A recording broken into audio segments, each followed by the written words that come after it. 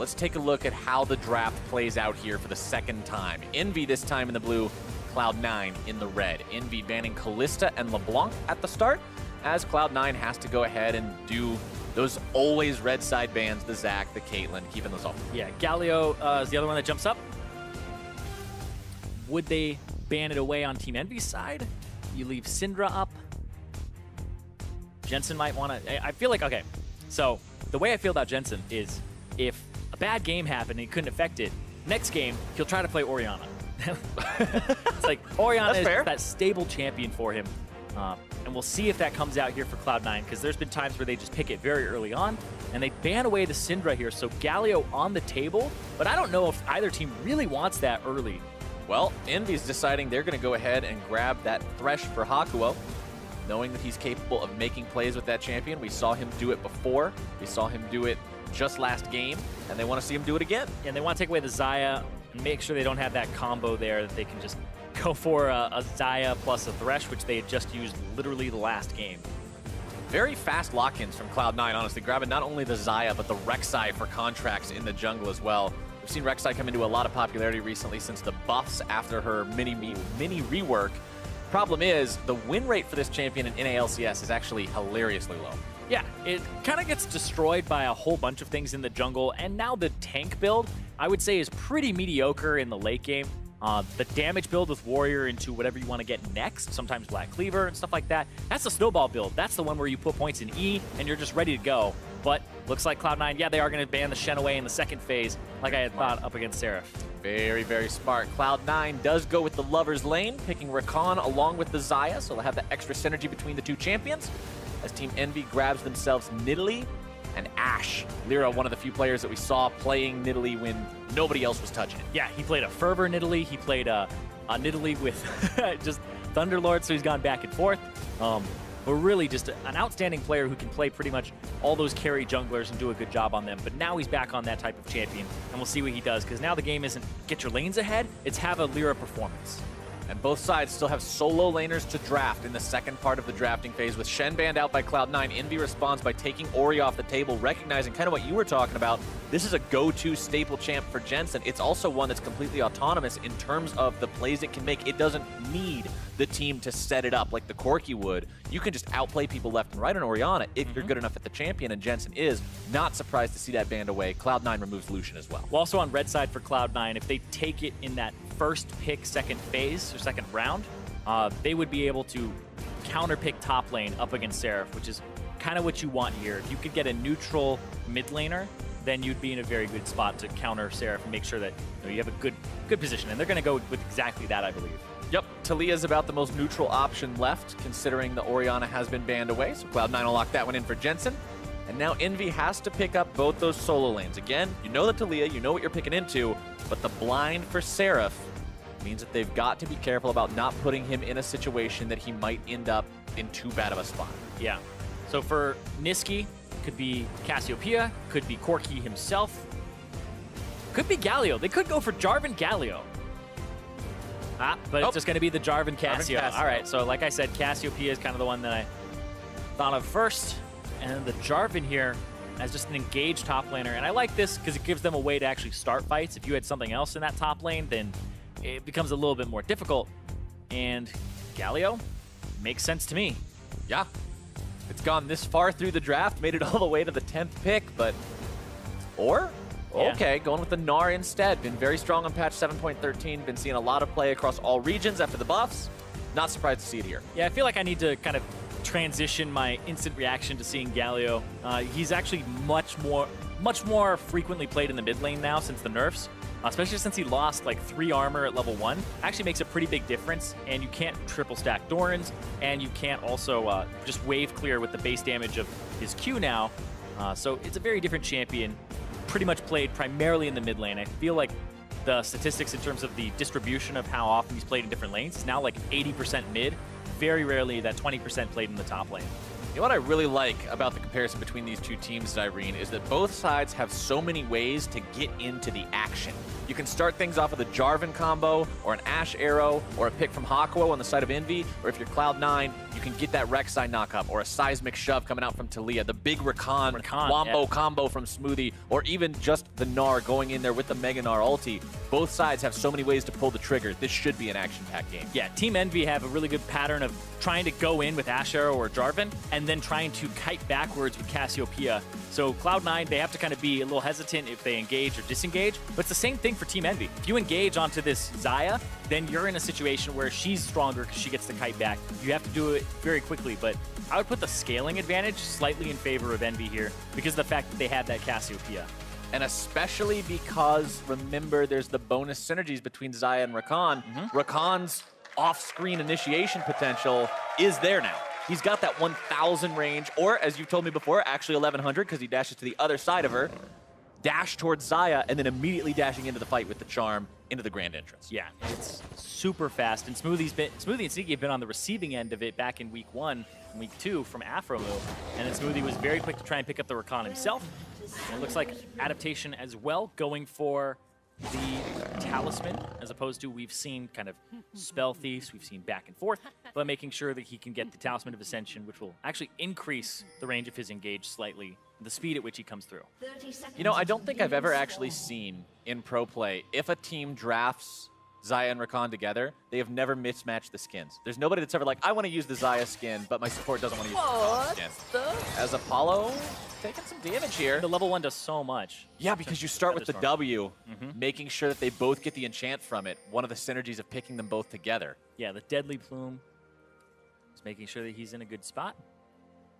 But yeah, that was actually really well played there from Smoothie. Because that was blind, to my knowledge. They didn't have a ward down. I don't believe they had seen Apollo pretty much at all, but they walked up around. Then they barely spotted him, I think, as they came around the corner, just because he spotted them and just ran away because they had hugged the wall. But they got a decent amount of damage, sent him back, and it gave him that ward on the bottom side of the map. But that's about it that you get for Cloud9. Yeah, it doesn't result in a whole lot. They may try to steal away some of these chickens, though. Yeah, he wants to get level 2 off the small ones. Remember, and they need to hit that one. Oh, they are going to stop it. One chicken denies it off the small ones. 2 chickens denies it completely. Oh, whoa. Sneaky gets himself exhausted. Hakuo and Apollo playing this very far forward. Smoothie and Sneaky are actually very, very low. Hakuo by himself here. Hakuo does not have his 80 carry. It's actually 2v1. What are you doing? 1 versus 2. Wait, Apollo's coming around from behind. Yeah, they're setting this up. Is he baiting? He's trying to bait this spectacularly. The play onto 2, flashing backwards, trying to stay alive. Apollo, point blank range, putting damage into Smoothie. Sneaky as well. Lyra working his way towards the fight. Level 2 on the Nidalee. The spear going to be sidestepped. They won't be able to take this one any further. Man, Hakuo, being a Haku bro there, just making sure I'm going to just bait them all the way around. And then that ended up being a pincer that C9 got trapped into. Ends up being 3 summoner spells for 3, but if you are going to count the one in mid lane, it's big 2 because Niski blew his own ghost. But Lyra got his route put behind a little bit, but it puts him right back on track to take this bottom side because they have priority. I feel like I've never seen that before, where the support just walks up like that and threatens 1 versus 2 as Contract's now going to be visited by Seraph as he tries to steal away that blue buff. Who's going to get it? Both smite it, yeah. All right, okay. Contract's just going to go ahead, pop the smite. Slows him down, though, but I feel like this is a game of laners are losing CS. You're losing everything. Yup. Lyra stealing away that Gromp. Yeah. Seraph just lost a whole bunch of HP. He's on top side. He's losing CS to this Gnar. Contract's just trying to stop him and harass him as much as he can. Lyra doing the same thing bottom side. Yep, interrupt again. Smoothie can't quite find the knock-up onto Lyra as he uses the Blast Cone to get himself away over that wall. The counter jungling between the two, they've just swapped junglers. Yeah. What? Okay. All right. He stopped. Scared him off the Gromp. Like, really? Get away from my frog. This is a crazy That's my game. frog. Seraph will try to stop this, but the problem is, now he's got to get back to the safety of his turret, and he still might die. He's level 2. Trying to flash away. The tower aggro is taken by Impact, who then jumps away, and first blood goes to Cloud9. Yeah. I don't know what was going on there. That was a fiesta. That was a mess. That was insane. What was going on there? That was... Okay, so he TP's back to the Gromp. Yeah, he saved the Gromp. Yeah, true. Now Lyra's fed. He's going to get all the experience up here. And he's still level 2, and he has EQ, no W. Impact shoves the wave up. He's 2 levels up. Like, this is a top laner that is 3 levels down overall in this dive here. Blows his flash, blew his TP, and now he's going to miss so much CS to that top side. It is brutal. Like, I was about to talk about the bottom lane before all of that happened, where Sneaky was down already 10 CS, and Apollo was like 14-1 in terms of CS in the bottom side because of the play that Envy had made. But now I feel like Cloud9 just have way more pressure on the top side of the map now with their flashes up and Seraph's is down.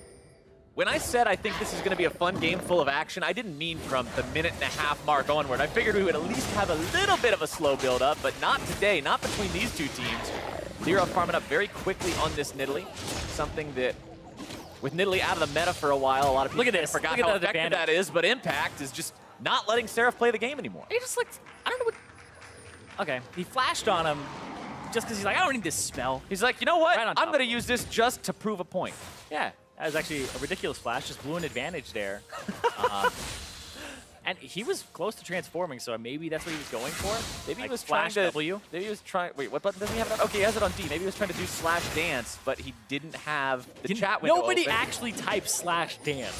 Some people still do.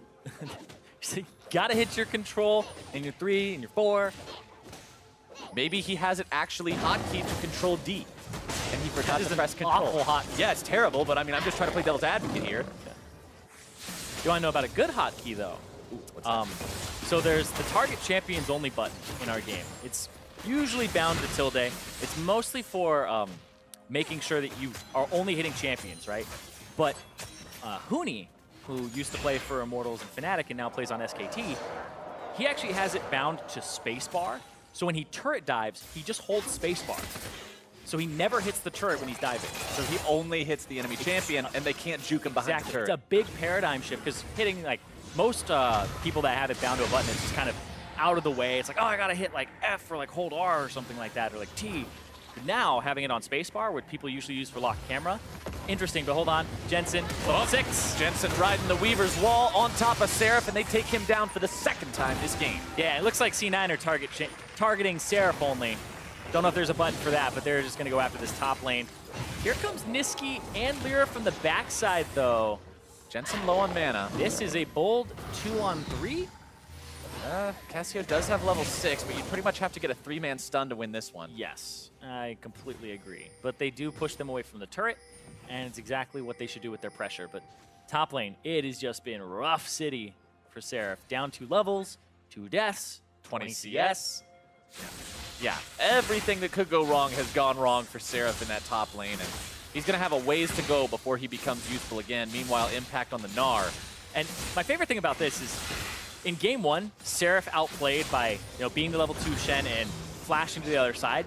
There's a world where that dive goes horribly wrong, or he blows his flash and still dies, and then the game looks completely different. The butterfly affected that dive. Right. This is kind of what it looks like on the opposite side, where that happens. He blows his flash, still dies. Now they're going to repeat gank it, keep going for it. And that's kind of like the big difference of, we talked about Seraph did a great job in the first game. It's that one moment that starts that snowball, and this is what it looks like on the opposite side. Contract's going to revisit. Yep. Walks on top of a ward, so Seraph decides to back himself up. Hook comes out, finds its way onto Smoothie, who now decides to engage. So Lyra's coming in from the side, seeing if he can land that spear. Sneaky just keeps running and gets himself away from it. Apollo, the one who actually suffers the most damage of anyone in that. Man, I feel bad for Seraph here, because he's just trying to help his jungler out. As a jungler, I appreciate that. Yeah. But it ends up putting him so far behind. I feel like at this point, he's just so zoned away by the Gnar, he's just thinking, I can't do anything else. I may as well try to save the blue. Problem is he can't do that either, because he's lower level than Contract. Exactly. Put pressure on it, because he's going to lose his top turret. Nice flash. Flashing away from the Enchanted Crystal Arrow to keep himself alive. And I like that. Hook. But now the hook. Now they can't do anything nope. with it. Another dash away to safety, but this is first turret blood. Is it? Nope. No, it's not. Caster Curse. Darn you. I thought for sure I had it, Cyrene. It was right there in my hand. Quick, who's gonna get a Grom? Too slow. Too slow.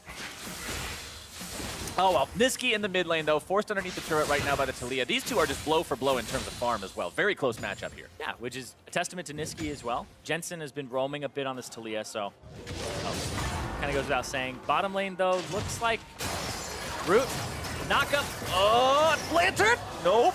Sneaky's got that one last hit. Apollo dies mid-flight. Yeah, Smoothie didn't even have to use the ultimate there. Didn't really matter. Top lane, though, 3-man dive. Jensen not going to set up his wall. This game is completely different from game number 1. Yes, and it's just the small things. Niski, though. Self-hit by the knockup. Decides to go back in. Petrifying Gaze comes out, and they'll actually punish Contracts here. The cavalry arrives, and Envy punish that invade. Yeah, Contracts finally gets punished for his invade. He's gone back and forth on it over and over again. Lyra's going to put him in the pit, though. He hits the Rift Herald. There goes the Rift Herald. It'll headbutt him. Charges forward. Impact makes his way towards this fight, so buys enough time for Jensen to escape. Seraph does have level 6 now, so... yeah, he used the ultimate. He's 2 levels down still, and it's a little bit of a longer lane, but Impact almost has double his CS right now. It's pretty rough on that top side of the map. Seraph has less farm than both junglers. Yep. That feels bad, man. Very much so. But Niski plays this well. Hakuo, there's obviously a call to go in because Hakuo started walking back after Lantern and went, wait a second, as Seraph came in from the other side, and that's exactly what they needed to get something back there and get Seraph a kill, because now only 1 level down, but he's not really equipped to deal with another dive. Here, yep, all right. Avert your eyes, children. Yeah, just look away, chat. Audience, everybody, it's not going to be a pretty one. Seraph gets jumped on, boomeranged. He'll be knocked up into the air just momentarily. Impact will just stay permanently hasted from those hyper procs. Flag and drag doesn't even get to come out. Impact grabs himself his first kill and puts another death on the Seraph. Yeah, you want to shove it all the way to the turret so that it bounces and that it comes back to you. Otherwise, it can get frozen there and you go down even further in CS. But he doesn't have the jungler on his side of the map. He doesn't have the help. And now on bottom side, Arrow. Wow, right as he lands. But the knockup coming out from the Rakan to keep Sneaky safe, if only for a moment. Lyra grabbing the kill credit on that one, as Smoothie has to flash out to stay alive. The return kill from Impact onto Hakuo, as Jensen escapes over the wall barely with his own life. Yeah, the way that the ultimate works from the Xayah is... Hold on, Contract's looking for Seraph, though. He'll find him, but he's not doing anything with it. Yeah, the way that it works on Xayah is you're untargetable as soon as you press the button and leave the ground, but then you push the feathers out, and then when you regain control of your character in terms of you can use other abilities and she starts coming down, she is once again targetable, and the arrow hit right then. As he was starting to fall is when the target frame comes back to being able to be hit. Yeah, and now, yeah, as soon as she hits the top, the peak of her jump, and then comes down, and the momentum changes, that's when she's targetable again, and it just barely hit there. And then Impact comes in, turns it around. Lyra has to now kind of get out of this fight. And honestly, that could have gone a lot worse for Cloud9 too. They barely got both their support and mid laner out of there. Very fortunate for them that they had those summoner spells up. They were able to sort of staunch that bleeding. Yeah, and we saw them kind of staunch bleeding as well earlier, where Apollo was up about 20 CS in the bottom side of the map, and that's when they got the kill on him with the root into Smoothie using the Grand Entrance. That was what got them back to even, and then this kill once again puts Apollo up about 12 CS himself. Rod of Ages completed on that Cassiopeia mid lane. I think it was you I was actually talking about this to the other day when we were discussing item efficiencies. Rod of Ages is really good, but it's almost as good as finding a point-blank stun onto your opponent. Smoothie grounded, the poison coming out, but he can't quite get the kill. That was a big misclick there, actually, from Niski. He used the ultimate the wrong way, and there was nobody approaching him from the backside. It was actually just Lyra, his own teammate, so definitely on display there from Niski. Too many inputs. You hate to see those. Yeah. Unless you're a Cloud9 fan, then you really like to see those. I always feel like if I'm a fan of a team and they win because somebody did something like that, I'm just like, I'll take it, but I'm not proud of it. I've seen some pretty crazy fans out there that are just like, oh, a meteor hit the other side of the stage. It's okay, my team won. Those are those diehard fans. Yeah. Some fans are crazy, man. I love them, though. I love all of them. Yeah, dude. That's what makes it fun. Thank you, Audience, I almost called you guys chat because I'm so used to watching your Twitch chat, but you're like IRL You're in the chat. LCS now, Flowers. Yeah, we made it, boys. We're living the dream. As Cloud9 invades enemy territory again, 3 men strong. Seeing if maybe they can find an opportunity here. Look for a pick. But it looks like it's going to come up shy. Nothing so far. Still 1,000 gold ahead as they pressure onto the tier 1. Yeah, no. Large advantage here in terms of the pressure game. Impact flanking from the side, almost transforming, so he can actually bully Seraph here. Seraph gets himself out. Get a lot of turret damage. Apollo looking for an arrow from the side, and Sneaky kind of caught in rotation. Ooh, nice from Hakuo. Good job from Sneaky, making sure that he Exactly. stayed just out of range too. Maximum distance between himself and his opponent. Yeah. But look at the item difference right now, Zyrene, between Impact and Seraph. You've got a couple little pieces of, okay, it turns into a Tiamat right as I say it, but it was a couple of long swords and a ruby crystal versus a full black cleaver. That's the difference between the amount of resources that have been invested in this top lane by Cloud9 over and over and over again with those repeat visits. Yeah, usually as Jarvan, you want to get a phage into a Tiamat and then complete the black cleaver. Instead of go full black cleaver, because the CDR doesn't mean as much for him as much as you need to be able to wave clear, and once you get Tiamat, all it does is it takes a Q plus a Tiamat activatable, and that's when you can just end up clearing the whole wave. So you want that, and because we've seen him kind of be sluggish in how quickly he clears the wave out, it becomes much easier for him to just end up executing on that and freeze you up to go across the map.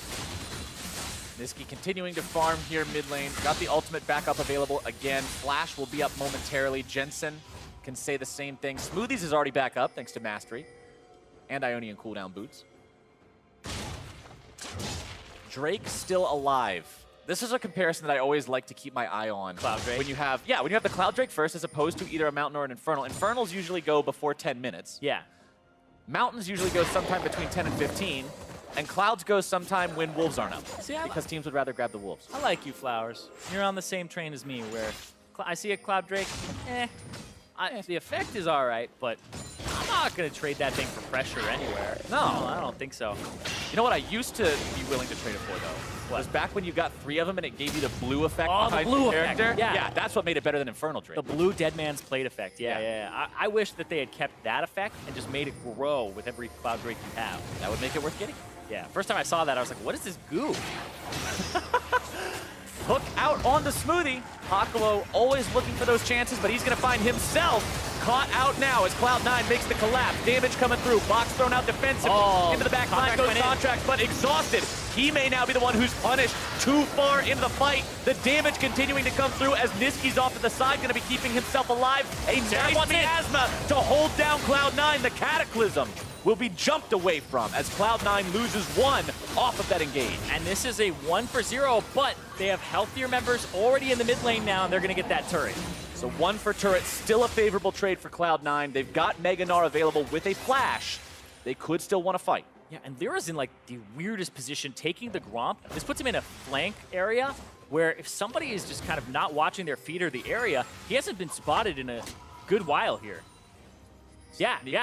Could just walk through this river and face check there. He's dead. He just walks over the trap, gets the mark on him. It's fair. Oh! Curving the bullet like Angelina. Impact got interrupted. Yep. Dude, that's 2 Making for a double Lyra. kill. So Seraph gets pressure top. He's back in this game very heavily now. Gets to push all the way to that turret and deny some farm. And this means that the Cloud Drake now gets to go over because there's nothing else that they're giving up for this. Lyra with the setup exactly the way his team needed it. That will reward them with that first Cloud Drake. Yeah. Tie this game up 5-5. And what looked like a Cloud9 stomp early on in this game is now just back to neck and neck.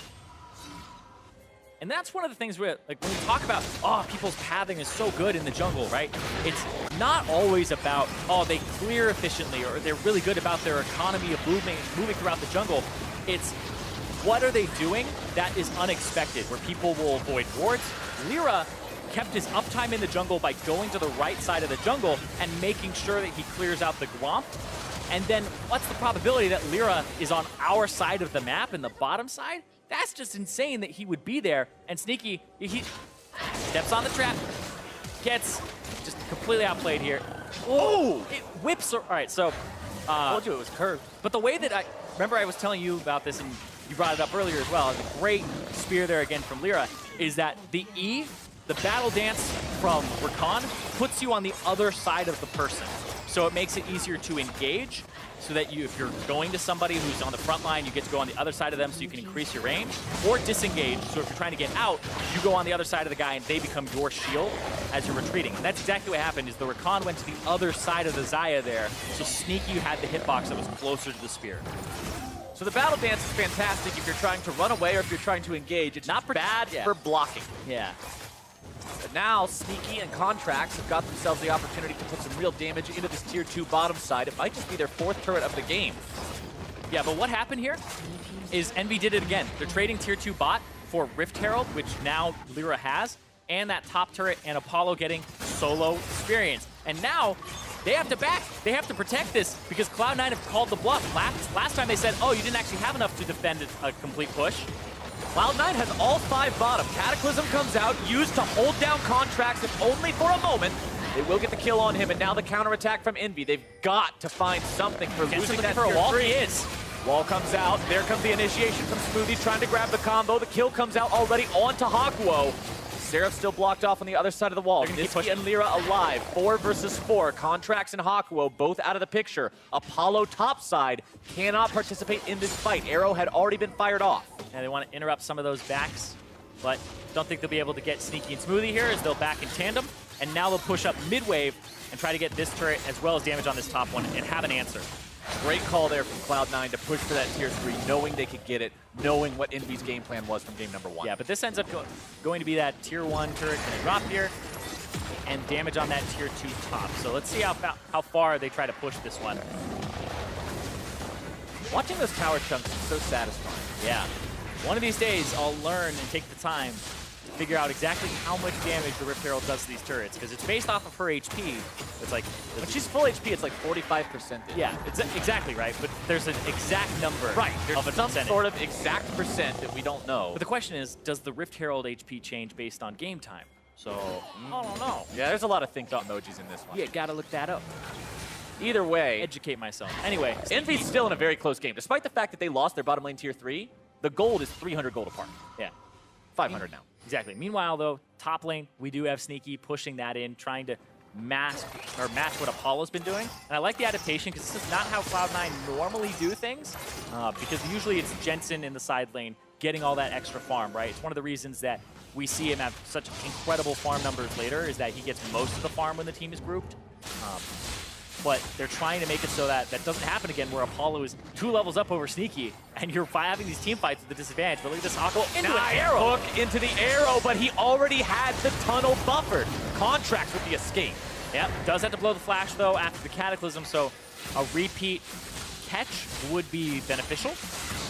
But yeah, this game is neck and neck, and this is kind of not what fans were expecting coming into the day after Cloud9 got some experience at Rift Rivals, and then, well, kind of just thinking about like the Cloud9 name, right? Like the brand name holds a lot in people's minds in terms of they've won splits in the past. They've been second 2 times in a row. So there's a lot of like power behind just, you know, having a Cloud9 tag. But they are 6-4 right now. They're only 1 match ahead of Envy, and Smoothie missed. Smoothie doesn't land his combo, and that is a huge tool to not have available for the next fight. I mean, I said miss there, but I actually feel like Lyra just sidestepped that beautifully. Lyra's got jukes. Yeah, it's a mixture of both. Now, what else can they do? Apollo eats a lot of damage there. Blows the heal, too. Well, so they may have lost the Rakan ult on the side of Cloud9, but the heal down on Envy means still a good trade for them. And talking about what you were mentioning on Cloud9, how it's a big brand name, how this name has weight behind it, remember that these guys beat TSM before Rift Rivals as well. Yeah. And everybody was like, oh, they're back, right? Because we were talking about how they had a slow start, kind of a rough start, beat TSM right before Rift Rivals, and it was like, okay, looking pretty good right now. We'll see what happens. Went over 3-3 against the European teams, the worst performing NA team out of the 3 that went. And now they're coming back, and this Envy squad seems to have a little bit of their number here. But let's watch this again. Let's just bask in, you know, the glory of Lyra. He walks to the side, and then Hakuo. Just the synergy between these 2 guys, I think, is incredibly understated. I think Hakuo, Lyra have some of the best jungle support synergy in the league in terms of how they're on the same page with their playmaking. And jungle and support isn't a synergy that you always think about either. A lot of times when you're talking about synergy between roles and players, it's mid-jungle or AD carry support. It's like the carries kind of go around, but I talk about jungle and support when it comes to warding and having like a ward group, but this is like a pick group. They consistently have the highest kill participation on the team. Fight break out, and Sneaky is caught. The miasma is down, and he is gone. Nisqy grabbing the kill credit on that one as Cloud9 tries to turn the fight around. Seraph taken low, but not taken down just yet. Jensen going to be the target as Lyra jumps in, but cannot secure the kill. The flash away will keep the Cloud9 mid laner alive as Nisqy looks to sink his fangs into Impact. The Noxious Blast finds its mark. A little bit more damage will do it, and Nisqy gets the kill. That is a 3-for-0 for Envy. Is that a Baron? Seraph's going to TP in, and they have the Cassiopeia with full mana. They're going to try for this Baron here. Contracts has to be some kind of a hero if Cloud9 wants to take it away, or they may just concede it and go for Infernal Drake instead. They'll go for the Infernal Drake. They'll kind of cut their losses there. They saw that it got started up, and they don't want to take the higher probability split. Okay. What the? Okay. Baron sat there for 40 HP for so long. Oh, they were kind of a bit. Aqua. Interesting. Good hook there onto Contracts, stopping Cloud9 from getting away with this Infernal take. But now, are they biting off more than they can chew? Hakuo eating a lot of damage from this. Contracts taken low, but not taken down. Yet the arrow comes through. Hakuo with the flash over the wall. Infernal Drake still being attempted by Cloud9, and Envy ends up just suiciding their mid laner. That was Envy actually not bringing enough people there. So what happened was Envy delayed the Baron dying intentionally. People ran away so that they could get to the Infernal Drake. And Seraph gonna die here because Frozen Mallet's an item. Yep. Fun times against Frozen Mallet Gnar. Yep, once you get hit once, the mistake's already been made. But yes, the intention, we'll talk about it after this. Great grounded effect from Nisqy, making sure that Sneaky can't really get out of that either, despite having his flash available. So it was Seraph's ultimate on top of that, so you're really kind of stuck inside of that Cataclysm. And Seraph lives here, which is important for them to get the Baron, because they need that tank alive. He'll back, and then he'll reset, and then they kill Impact. But the big thing on the Baron was it was left at low HP because the AD carry and the mid laner ran away from it, so there's lower DPS. But also, if you're Cloud9, you kind of have an internal timer of the Baron just went down, and the Cry went out. This is how much time we have to do to this Drake. And so they waited on it until their AD carry and mid were kind of near the mid lane, killed it, the Cry goes out. If you think you have a little more time as C9, then they all come running in. But I do feel like Lyra misplayed that. He went for jungle warding instead of trying to contest the Infernal Drake. If he had been there, it would have been a little bit of a different fight. Envy's still up 1,500 gold, but having lost the Baron buff on their split push top laner, having lost the Baron buff on their mid laner, things aren't quite as good as they could be without those mistakes. And although Envy is still improving as a team, although we've talked about how far they've come from their performance in Spring Split, it's calls like that and decisions like that that explain what the team still has to work on before they become a top contender. Exactly. It's a lot of, once they get a lead, and Envy have had early game leads all the time, it's that 20-minute plus decision making, which, how are you allocating your resources? Because that was a play that actually would have been really good if both Seraph and Lyra had traveled to the Infernal Drake afterwards, but Seraph went top to shove and try to get the tier 2 top turret, and Lyra went for jungle warding. If all 4 members had gone, Just a bit too greedy. exactly. Well, it's kind of mixed calls, right? You're trying to get everything, right? So yeah, greedy, I guess, would be the right term there, where you're trying to kind of get the top turret, get the wards, and get that bottom Infernal Drake. Envy now trying to use the last 45 seconds of this Baron buff to get themselves some kind of objective gain. They're still down 1 turret compared to Cloud9. Picking up some of that standing gold would help build an even greater advantage, as they do quite a lot of damage pretty rapidly if they get some firing time on this. Yeah, and this is interesting because Lyra has the Rylai's Crystal Scepter, so he'll actually slow with his Spear and the Runic Echoes proc. So he'll have an AoE slow when he just jumps in, or when he pokes.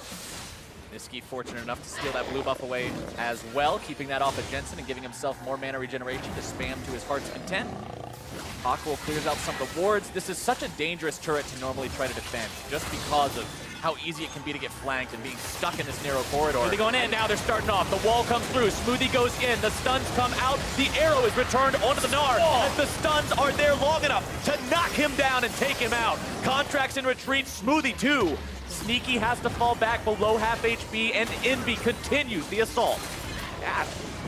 Smoothie went in, but they're the ones who end up losing impact. They tried to pull the trigger on the engage, but it just ends up backfiring there, and that's the beauty of the composition. When I talk about Champions, like, it's so good at kiting backwards with the Cassiopeia. The scaling is in their favor. They have 2 Rod of Ages, which you talked about the gold efficiency. 97% gold efficient when you first buy it, ends up being 150% efficient if it gets to 10 stacks, and they're both at 10 stacks. They're both kind of rolling in that gold right now. And Impact didn't get to ult. Yeah.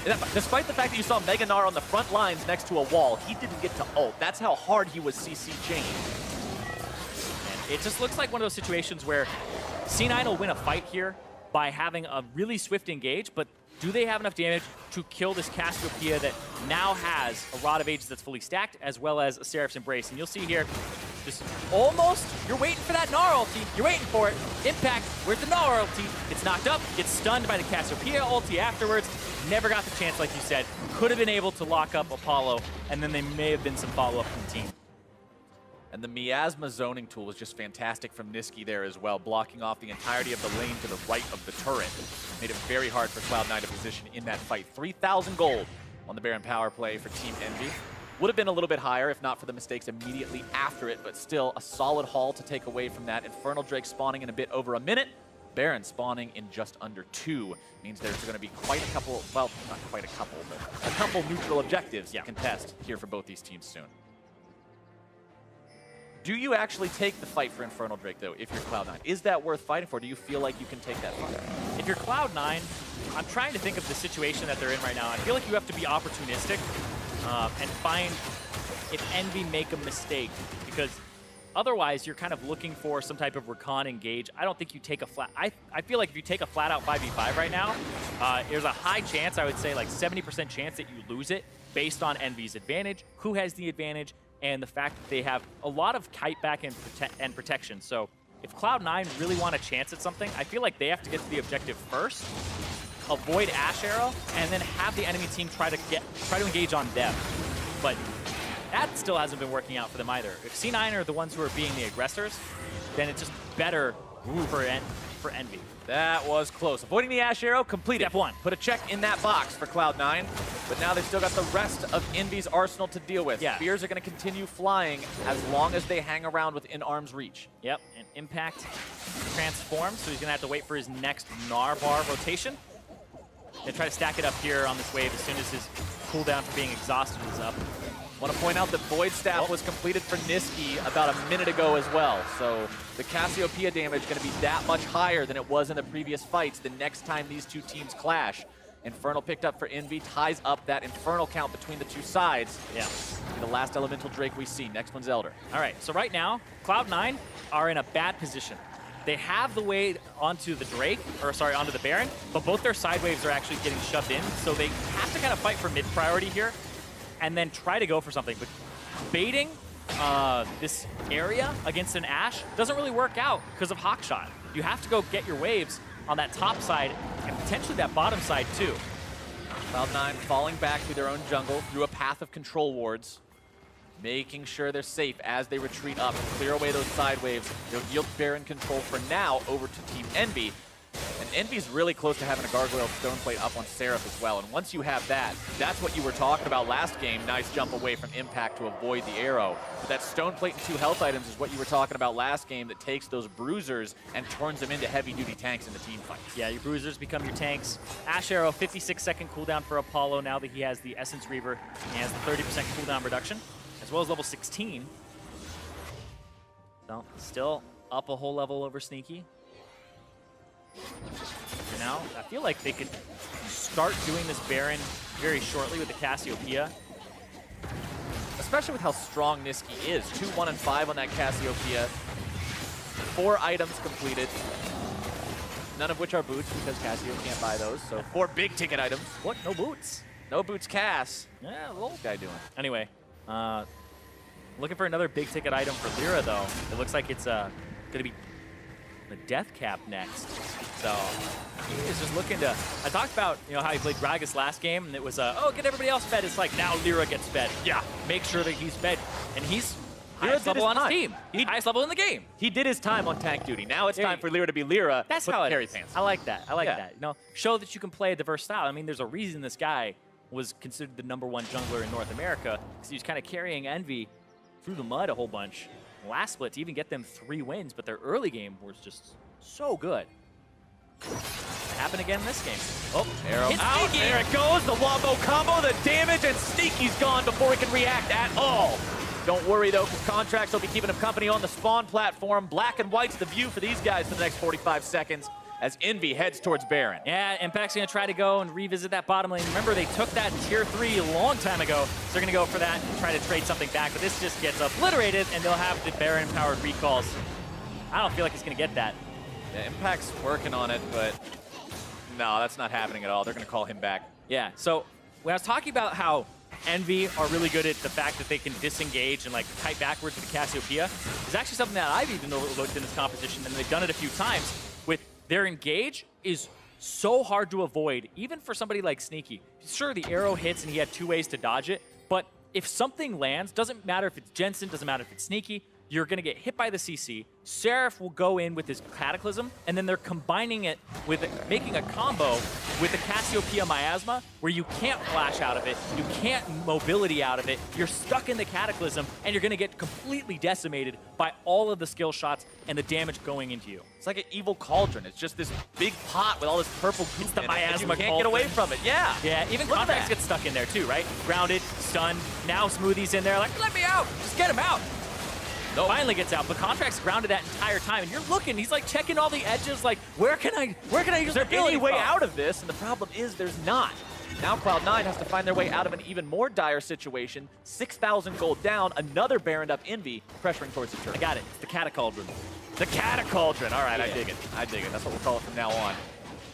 As Envy looks to end Cloud9 here. If Envy wins a 2-0 victory against Cloud9, even the people who would have predicted Envy to win this series, I think would have predicted a 2-1. And they would have been like, oh, you know, maybe we give one back. Our red side isn't that great. But look at this, the engage. Here comes Oh the my engage. God! The massive ultimate is going to just shred Envy to pieces. 3 already dead, and Cloud9 finds exactly what they needed to bring this game back into the ballpark. Hakuo and Seraph have to try to escape, but the wall placement and timing could not be better.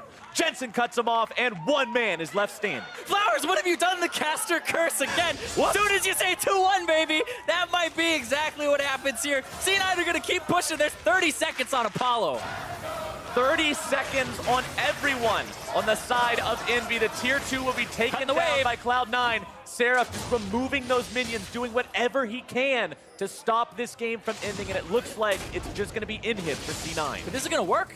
Envy are going to stop. Seraph cutting the wave, nobody escorting it, is actually a misplay there from Cloud9. They got too eager to go in there. Gets back with a Baron empowered. Oh, wait, no, he doesn't. No. That was just the vision difference. Yeah, that was the fog of war. Yeah. But Elder Dragon in 35 seconds, that's the big difference here, is that Envy died without using too many summoner spells, so they may actually be able to win this next fight.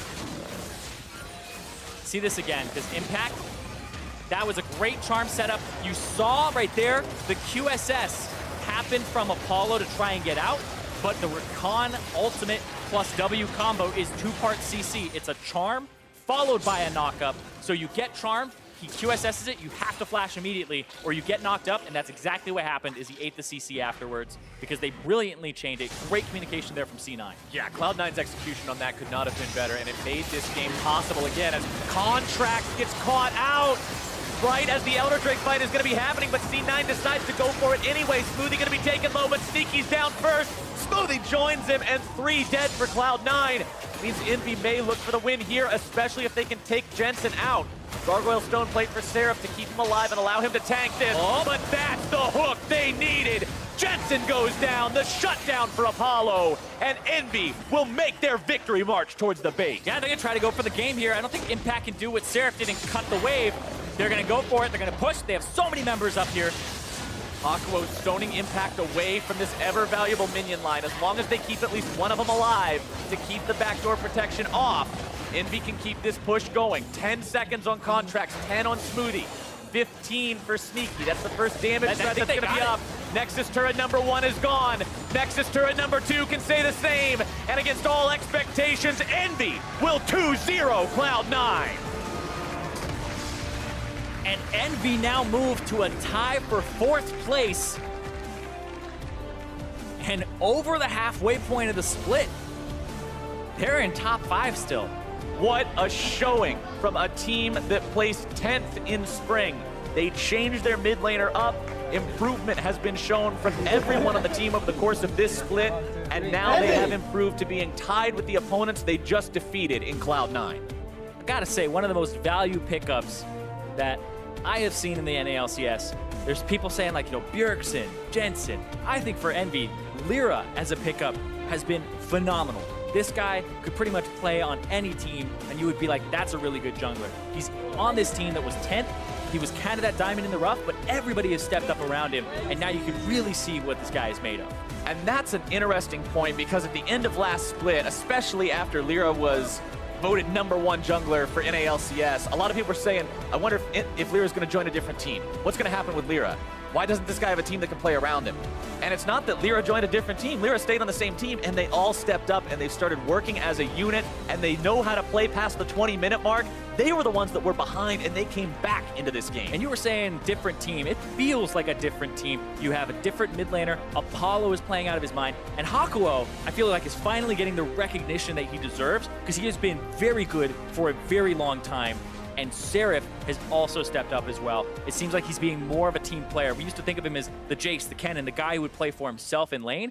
They're winning games without Seraph having to win lane at all. In fact, losing lane almost being a huge detriment in this game, starting off 0-2 and getting camped, losing his turret, but he ends up being able to play the team game, and that's the difference for EnVy. Yeah, Seraph got smashed in the early game this time around, but it did not matter. He stayed cool. He still did his job over the course of that game, and doing that made it so his team could work around that deficit, work around that disadvantage, and just find so much success. And once again, I got to go over to the Cloud9 side, because game 1 ended with Jensen being 0-0-0. Jensen ends this game 5-1-3, and he didn't die until that final death there. He was the last person to die in the game on Cloud9's side, and that was just ridiculous. Like, he's playing these games with a 5-0-3 scoreline right before they lose.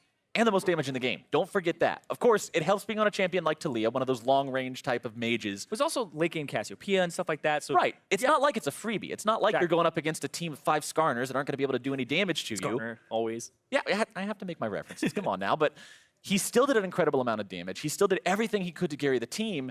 And there were performances by other members as well. Impact's huge ulti on top of the initiation from Smoothie was almost enough to bring the game back. But then Contracts getting caught out started the fight that allowed EnVy to win the game.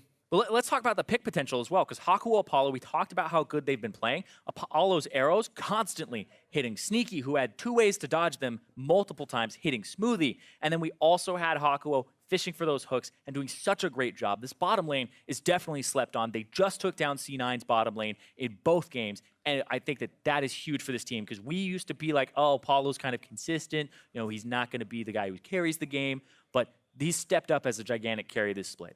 And not just Apollo, like you said, Hakuo, giving him a lot of credit. Yeah, I feel like every time we talk about this, it's like this guy, and this guy, and this guy, and this guy, and the other guy that's with him. Because if you look at that last fight and the results that happened from it, when Jensen's running away, and when you've got Impact running away, if you don't kill Jensen there, you don't end the game. Yeah. You just get the Elder Drake, and then the game keeps going on, and there's still the possibility you're going to lose. But that hook from Hakuo, making that clutch mechanical read in the moment to hook Jensen and lock him down, was what helped actually win them that game. Right. And the other thing I really liked here from EnVy too that I've seen improvement on is the draft. Because we've talked about how their drafts don't look coherent. How are they going to win this game? They brought in Pyrian, and it was like, oh, Talia Wall helps them win games. That's really good. Then it kind of fell back down again. We're like, what are these drafts? Both of these games had really good drafts from Team EnVy's side, where they had things like the winning mid lane for the Syndra, and now in this game, they had, the Catacauldron and really hard ways to engage the fight as well as disengage. So all around, I feel like they've been playing quite well and drafting well. Well, for a first-hand account on the series itself, let's hear from Azael and the EnVy top laner. Thanks, guys. Great castle in the day. I'm here with Seraph after a good victory for you guys, 2-0 over Cloud9. A lot of people were not expecting that result, but you guys are now tied for 4th place. How confident are you feeling going forward? As a team, I think we improved so much, compared to spring split. Obviously, at the time we were 10th, and I think the main reason why is we have a good mid laner. Even is not one, we have good 2 mid laner, so we can switch mid laner any times. So what is the difference between playing with the two mid laners? You know, is there a specific reason you bring one out for one match? Is it champion pool? Is it skill set? Or is it just kind of who's doing better week to week? First time, I think both were same because both doesn't really have experience as like an LCS, so they both didn't know like how to play as a team. But Pyrian, like obviously Niske has a visa problem, so Pyrian played with us like a month before Niske is coming. So Pyrian has a better knowledge with us and better team play. But I think Niske has like a better mechanic and better champion pool. So we just I don't know. I think both are good. Okay, so you know, you guys didn't go to Rift Rivals last week. Cloud9 did. You guys have had some time to prepare, you know, on the new patch. What do you guys think about the new patch, and do you think that having that time off to actually scrim helped you in your match today? I think not really because, like, maybe I don't know. Like we're just doing like normal scrims, so I don't really know. All right, well, tomorrow you're going to be playing Echo Fox. You're already tied for 4th place, looking to continue to climb up the standings. How do you feel about that match? Echo Fox, they're doing like 10-man rosters, so we don't really know like who's gonna come in tomorrow. But whoever's come, I think only one threat is like Frogan, because Frogan is a really good player and he'll always consistent, like he'll always carry. So as long as Frogan's not like playing tomorrow, then I think we're fine. All right, well, I guess we'll find out. Thank you very much, and congratulations on the 2-0 victory. We're going to throw it back to the guys at the desk. Thank you very much, Zale. Envy moving to 6-5, actually tying up with C9 in the standings as they 2-0 here to kick off their weekend. So a great start here for Envy. And this is all in game 2 after being set behind with a lot of focus going towards that top lane, and Seraph specifically being, you know, the receiver of all of that focus from both Contracts and Impact. We saw it a little bit last game when it was the Renekton Elise, and it's this horrible dive comp that you always are terrified about as a top laner who survives it, takes a goal deficit, but you know, there's such a thing as like losing gracefully and playing your role. And he did it in game 1. He did it in game 1. You know, you have this situation where they're going to attack you aggressively. You just got to survive. Game 2 rolls around. Not quite the same story. Not quite the same story. It's a kind of a peculiar thing because as we saw, first death comes through. Okay, fine. They did put that focus there. But then the TP onto the ward in the jungle, right on top of the opposing jungler, basically taking your whole health bar in damage and then getting killed yet again, now not having TP to return to the lane. Right, so he doesn't take the safe path around, he gets chunked out, doesn't feel safe under his turret, very understandably. He's gonna need to teleport back here. And you know this is a split map situation because your jungler is very obviously invaded on the bot side. And this is the same thing as back when you had 2v1s back in the day. You just gotta kind of take your lumps, you know? Right. Like, you are on the back foot. You have a split map, you will never be able to push up and lane and play aggressively. But for some reason, he teleports on top of Contracts to try and shove him off the Gromp here. It's such a greedy, ridiculous play when you have a wave coming in at your turret that you're giving up all that CS to take this fight on, and now you get yourself chunked out low again, and it's an easy dive for C9 to pull here. And it's completely offsetting the huge play that Hakuo just made for your bot lane. And that's the thing, right? Is you have to understand that if you're getting focused on the top side, what does that mean? It means that the opposing team is investing resources into putting you behind. But that also means that you have resources freed up on your team to gain advantages elsewhere. So as you mentioned, you need to be able to lose gracefully while your team makes moves elsewhere to gain advantage and create a lopsided map. It's just the playmaker mentality. Seraph is always known as being a playmaker, and this is an example when he couldn't just teleport under his turret, take his lumps. He wanted to go and try and extend the lead for his team. He's like, if I can harass this guy off Gromp, I can put him behind the jungler. Lyra has an even bigger lead, and that's a great idea, but you have to understand the risk reward. The actual situation that you're in is you are completely destroying yourself in lane to take that risk, because as you saw, as soon as he falls behind, you're against an R, you're against a Talia. They're gonna keep attacking you. Right, so it's an unnecessary deficit to begin with. But to Seraph's credit, after those first 3 deaths, he pulls it back in. He only accumulates 1 or 2 more deaths throughout the entirety of the game from that point onward. But the point remains the same. We shouldn't be in this deficit to begin with.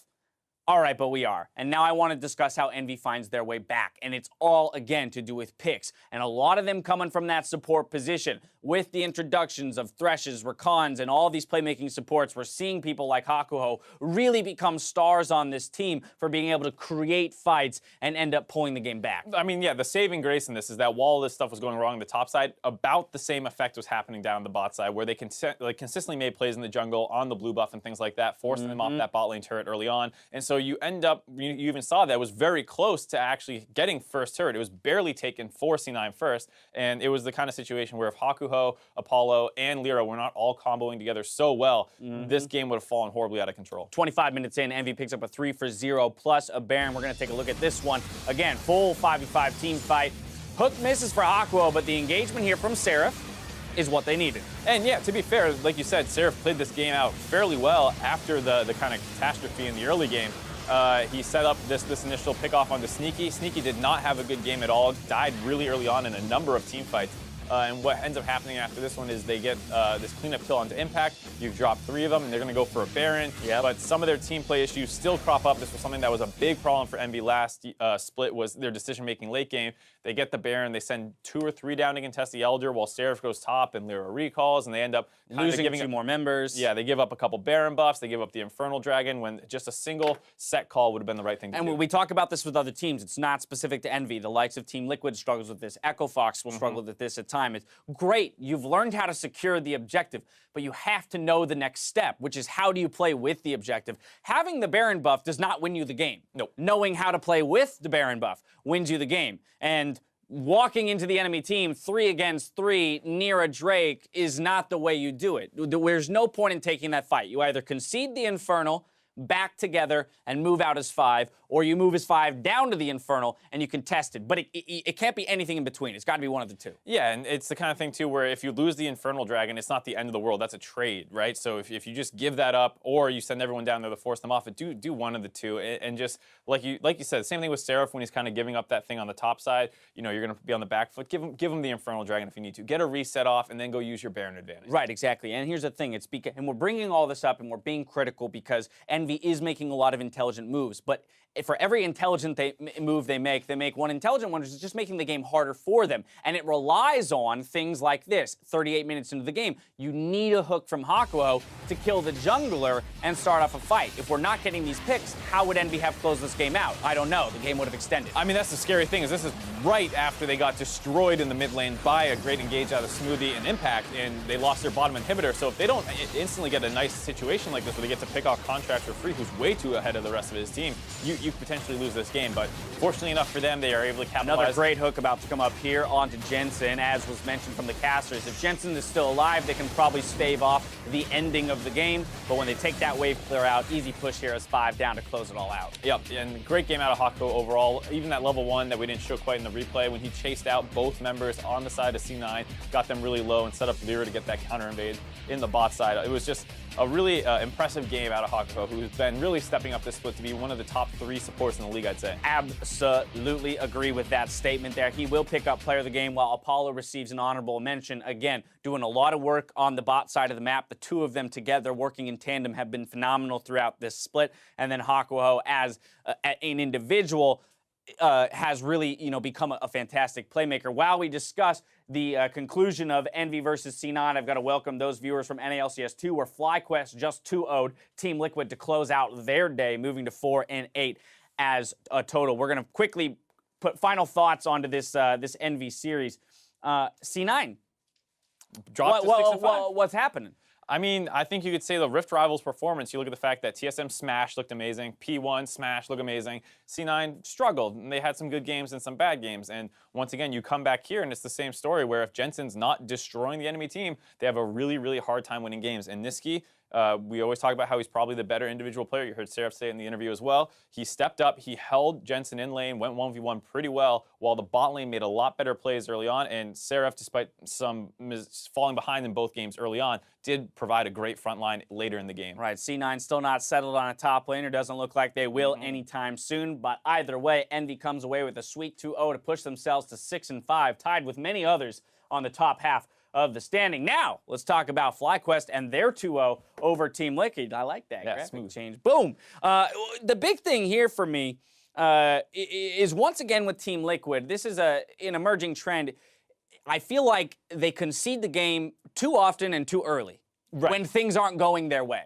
It seems like this team doesn't have much fighting spirit. They know they're kind of a bottom-of-the-barrel team, that they've been struggling for wins, and that this roster was struggling last split as well. And as soon as something goes wrong, you can almost feel that moment where they go, oh, God, not again. And this time around, there was a bot lane play that they went for early on. They messed the dive up. Honori gets killed, and on the way out, Lorlo dies as well. They give up 2 kills. And off the back of that, the gold lead goes from all the way up to a 5,000 gold advantage. You get plus 5,000 gold in a 13-minute span with no extra kills. Yeah. So, just to give you a little bit more context, at 12 minutes and 12 seconds was the last kill. It was 2-2 at that time. There's not another kill in the game until 25:09. That's roughly 13 minutes. And in that time, FlyQuest extends their already existing lead another 5K. So over 13 minutes, they build an additional 5K gold advantage without getting a single kill. That's astronomical. It must at some point point to Team Liquid conceding where they don't need to, and at some point being too gun-shy and not taking a stab at winning a fight. It's the thing that you don't think any play is going to work. You know that, like, oh, we're on the back foot, this isn't going to work, that's not going to work, and you never take that risk. And at some point, you need to pull the trigger, and they have plenty of tools to do so in this comp. You have Triss, Sejuani, Gnar, Braum, Ori. You have so many different Plenty of engage. Plenty of ways to start a fight off, and they just are on the back foot. They roll over and die, and they give away everything that's you want on the side of FlyQuest. And we saw that glimmer of hope coming 31 minutes into the game. They got a 3-for-1 in the mid lane, and a lot of what I want to say when I see this is, why didn't this happen sooner? Again, you've given them the lead. Of course, now this isn't going to be enough to get you back in it. But if you make these aggressive plays sooner in the game, you might actually be able to gain more out of the one-team fight. If you're not playing from such a deficit, and the one person you kind of have to give credit to, I think, is Piglet. He's someone who, while a lot of other people, it's hard to say, with communication, who's the one deciding to call off plays. Yeah. But Piglet does always tend to feel like the guy being aggressive. You saw this play start out with him basically charging down the mid lane. And even in game 1, he had a pretty good game 1. So Piglet still feels like he's performing to an extent, but the rest of the team, and even his place in that team, they don't synergize together that well at all. A small victory there for Team Liquid in that fight. FlyQuest going to get the last say, though. 4-for-2 around the Baron will help them close out the game. We'll take a look at that one right now. And this is, TL starting to, once again, try and force plays. They're at the Baron pit. They're burning it down low. They make the decision to turn off and try and focus it down. They go really heavily onto the front line, though, and they're getting chunked out by this Baron on the backside the entire time. Balls is able to melt a ton of the front line down using that Rumble pick, which he was actually super strong on this entire game. And the double 80 carry comp afterwards, able to clean up on a lot of these kills. Overall, I really like this kind of comp that we've seen out of C9 a couple times now with the Rumble Lucian. I think FlyQuest. Oh, excuse me, FlyQuest. It's because of balls. So yeah, I got you. Well, no, it's because we were just breaking down C9 a second ago, too. Well, it was, and you know what? It was yesterday. It was when FlyQuest played CLG. We even saw Balls solo killing Darshan. I mean, this guy, regardless of the fact that he's no longer undefeated on the champion like he was at one point in his history, this guy is still a top performer on Rumble and understands the mechanics of this champion to the T. And so it makes it exceedingly dangerous to disrespect him in those situations where he trade dive or mis-execute in any way, shape, or form. If you don't 100% hit all your skills, Balls will find a way to sneak a kill in. And that's the thing, is you see the dive go on to him. It's not quite played right. Honori backed off the turret a little too far. Probably could have traded 1-for-1 there instead. And it ends up happening that you get no kills because you were trying to play efficiently. And Balls knows the limits of his champion better than you do. So it was a great play out of Balls. And on the whole side of FlyQuest, a really nice team victory in that sense, because you're not going to be able to snowball that effectively if not everyone's on the same page. So the fact that they did get a 5,000 gold lead, sure, you can point to TL not fighting back as hard as they should, but at least FlyQuest is working together to get that. And that is the thing, right? We throw a lot of criticism at Team Liquid, but for every piece of criticism we can throw that way, we can applaud FlyQuest in another way. And I think something that I want to hit on is that we had that little piece with High where he talked about they were trying a lot of stuff. And part of what they were trying was him actually relieving some of his shot calling duties, focusing more on his individual play, but that caused them to lose some direction within the games themselves. And I will say, though against Team Liquid, our last place team, they did seem more directed in those leads. The fact that they can build a 5K lead without getting a kill does mean they were doing some good things as a team. And they've kind of, over the course of the season, the last couple of weeks, I know there was a big gap week with the Rift Rivals, but they had started to figure out an identity where, like, late game seemed to be a little bit better for them. I believe believe it was Echo Fox they took a victory over recently as well, where it was another team that kind of struggles in the late game, and they picked for late game. And it feels like this is something that they can do semi-reliably. They do have good team fighting when it really comes down to it. The problem has always been that they tend to fall a little bit behind early on. We had 2-0, 2-0, 2-0, 2-0 today, right? Fast day. Boom, very quick day. So with all of our games wrapped up, let's go ahead and see how the standings have shifted. With CLG's loss today, the top of the table is looking closer and closer, with TSM and Immortals encroaching on that first place slot. Now, the middle of the standings doesn't look much clearer, as Team EnVy, Cloud9, and Team Dignitas are all tied for 4th place. And of course, we'll be back again tomorrow to see what other changes we could witness. If you're tuning in on NALCS 1, Cloud9 take to the Rift opposite Immortals, then Doublelift and TSM face Piglet and Team Liquid in the Battle Arena. Over on NALCS 2, Team Dignitas return to the Battle Theater, this time opposite Phoenix 1, followed by Echo Fox versus Team EnVy later in the day. Specific matchup you're looking at here tomorrow? C9, gotta wonder how far these guys are gonna drop, because it doesn't get any easier tomorrow versus Immortals. And that's the scary thing, because with C9, you're kind of assuming that there's this world contending team after getting 2nd place last split. But right. They're getting overpassed here by a lot of different teams. Yeah, one of which is Dignitas here today, moving to 6-5. They have to play Phoenix 1 tomorrow. That's one I want to put a spotlight on, just again, because Phoenix 1 did suffer the loss to TSM today. But again, that's relatively expected. I don't want to knock them for the loss. Let's see how they rebound against a Dignitas that was able to break their four-match losing streak coming into this weekend. And we want to see how Dignitas attacks the draft, because Shrimp and Mike Young actually have a relatively similar champion pool and style. So whereas TSM banned Mike Young pretty heavily and forced him into more control matchups, that doesn't really play to exactly how Dignitas wants to utilize the jungler either. So we'll have to see if they opt into the same style or force them out of their comfort zone. A bunch of 2-0 series today, hoping for some 2-1s tomorrow, but that's going to do it for us today. For myself, the casters, and the entire live broadcast crew, thank you for watching, and we'll see you tomorrow for more North American LCS. Good night.